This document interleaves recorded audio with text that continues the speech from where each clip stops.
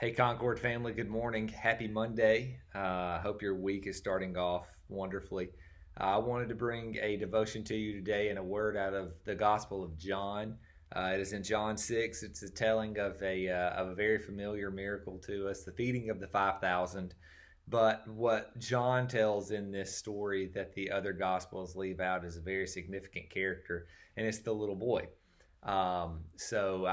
Growing up, I was involved in several church dramas, and I portrayed the little boy in a narrative that described the little boy as sneaking off from home, and he was fishing with his brother, and he just happened to have that basket. And I don't know if that's how the background of that little boy went. We don't know a lot of information about him. However, what we can take out of context of his being there and John's mention of him is very important. So, John 6 9, start at 8, said, one of his disciples, Andrew, Simon Peter's brother, said to him, there is a lad who has five barley loaves and two fish. But what are these for so many people? And so before, there was a mention of there was enough to where 200 denarii couldn't feed everybody, and that would be about the equivalent of $80 this time.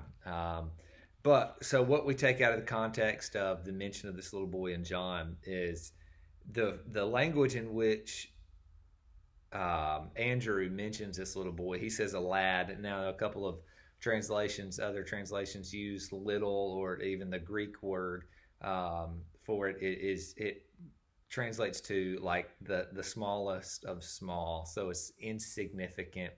It lets us kind of believe that he's a lower class. We know that the bread was made of barley, and so that was also a sign that the little boy was from a lower class, where it wasn't wheat bread. It was barley made bread.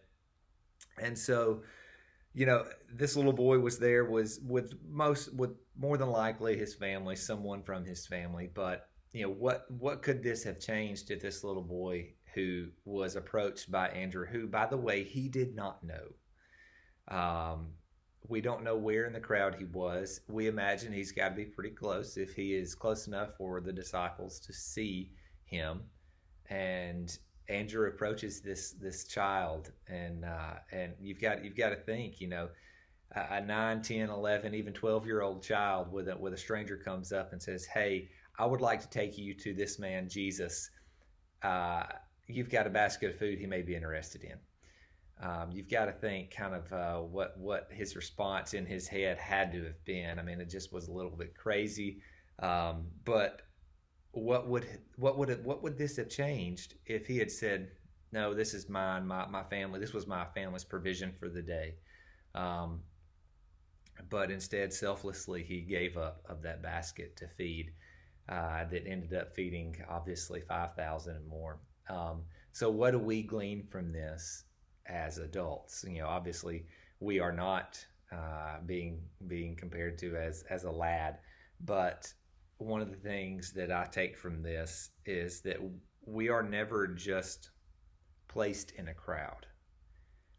This little boy, it says that it doesn't say that where he was. Like I said, it just says there's a lad here. And so, like the image I have in my head is Andrew has waded through rows of people and comes across this boy, and who is just randomly placed. I mean, there was nothing strategic about it. So when we are amongst people, when we are with people, we are never lost in the crowd. Also, one of my favorite things to take from this is that we are never without something to offer. I guarantee you that little boy, when he got up that morning, he did not ever intend on being a main character in one of the largest miracles that has taken place up to that point and in Jesus's lifetime. We talk of that miracle often, but how often do we mention what little was given, but the large sacrifice that was made by that little boy, and the amount of discomfort that had to have been there. So when we think we are in the midst of something in which we have nothing to give, let's remember that we are often like this little boy, where we may not have started our day with the intention of God using us, but we have to keep in mind that we as believers, we constantly have something to offer to the people around us, to our family, our loved ones, to our friends, whether it be a word of encouragement, whether it be, hey, what's going on in your life? How can I pray for you? Or even if it's a gift that we may have that we are not just quite using to our capacity. So that's just a word of encouragement for you today and for this week. If you find yourself in a crowd of people, just remember you are not randomly placed there, and you do have something to offer and to give. I love you. I hope y'all have a wonderful week, and I'm here if you ever need anything.